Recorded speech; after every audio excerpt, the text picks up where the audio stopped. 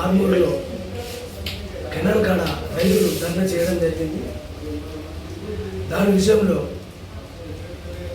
అధికారికంగా మా market committee chairman గారు, నేను, మా డైరెక్టర్ గారు అందరం అమృతరావు గారు కలిసి ప్రజలకు మా యొక్క విజ్ఞప్తి ఏమనగా రైతులు ధర్నా చేశారు కాబట్టి రైతులకు విజ్ఞప్తి ఏమనగా ఏమి సుఖ రైతులు ఆందోళన చెందే అవసరం లేదు.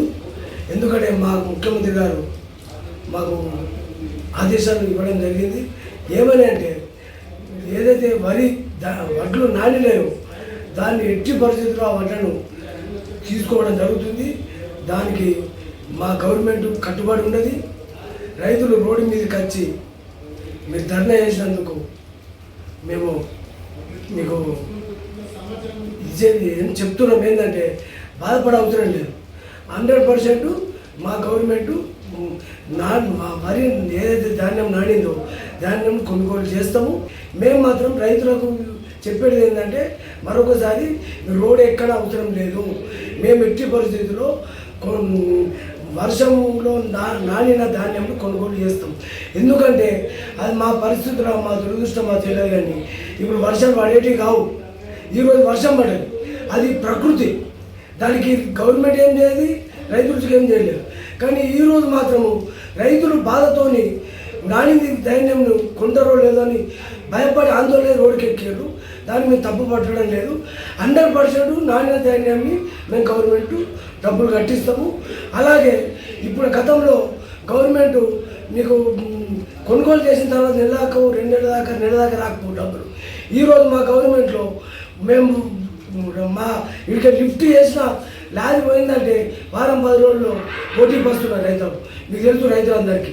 అంటే 15 రోజుల్లో మాకు డబ్బులు మేము మీ ఖాతాలో జమ చేయడం జరుగుతుంది. అంటే మా గవర్నమెంట్ రైతుల విషయానికి చిత్తశుద్ధితో రైతుల కోసం ఉన్నది మా గవర్నమెంట్. గవర్నమెంట్ మా కాంగ్రెస్ గవర్నమెంట్. దయచేసి మరొకసారి రైతులకు విజ్ఞప్తి చేయడం ఏంటంటే మీరు రోడ్డుకి ఎక్క అవసరం లేదు. ఎట్టి పరిస్థితిలో ఖచ్చితంగా నాణ్యత ధాన్యం మేము కొనుగోలు చేస్తాం. రైతులకు మేము భరోసా ఇస్తున్నాం. రైతులు ఎవరు కూడా ఆందోళన చెందాల్సిన అవసరం లేదు. ప్రభుత్వం చిత్తశుద్ధితో ఉంది. అకాల వర్షాలకు ధాన్యం తడిచిపోవడం బాధాకరం. ప్రకృతి ప్రకోపానికి ఎవరు బాధ్యులం కాదు. ఈరోజు ఈరోజు గత 2 రోజుల నుంచి కురుస్తున్నటువంటి వర్షాలు, తుఫాన్ ప్రభావితం వల్ల మన దగ్గర వర్షాలు పడుతూ ఉన్నాయి. అయినప్పటికీ మా ప్రభుత్వం మార్కెట్ కమిటీల ద్వారా, సొసైటీల ద్వారా ఏదైతే రైతులకు అకాల వర్షాలకు ధాన్యాన్ని కాపాడుకోవడం టార్పాలిన్లు ఎప్పటికప్పుడు వాళ్లకు అందుబాటులో ఉంచినాం. ఈరోజు ప్రతిపక్షాలు ఏదైతే ధర్నాలు చేసినాయో అర్థం లేని ధర్నాలు. ప్రతిపక్షాలకు మేము ఒకటే విజ్ఞప్తి చేస్తూ ఉన్నాం.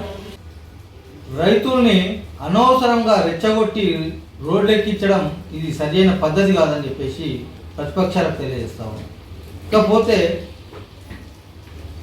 ఈరోజు చూసినట్టయితే ఎక్కడ కూడా ధాన్యం ఎక్కువగా నష్టపోయింది ఏం లేదు.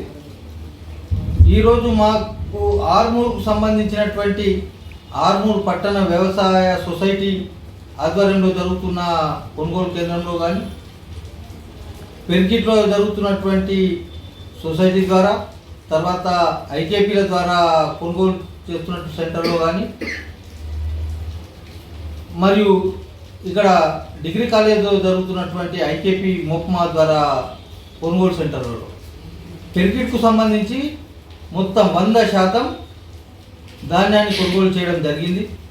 ఆర్మూరుకు సంబంధించి ఆల్రెడీ ఇప్పుడు ఉన్నటువంటి నాకు తెలిసి ఒక 4-5 లారీలు ఉన్నాయి. దాంట్లో 2 నుంచి 3 లారీల వరకు కాంట అయిపోయినాయి. మిగతా ఒక 2 లారీలు ఆల్రెడీ ఇప్పుడు ప్రస్తుతం కాంట తీసుకుంటున్నారు, లోడ్ చేస్తూ ఉన్నారు.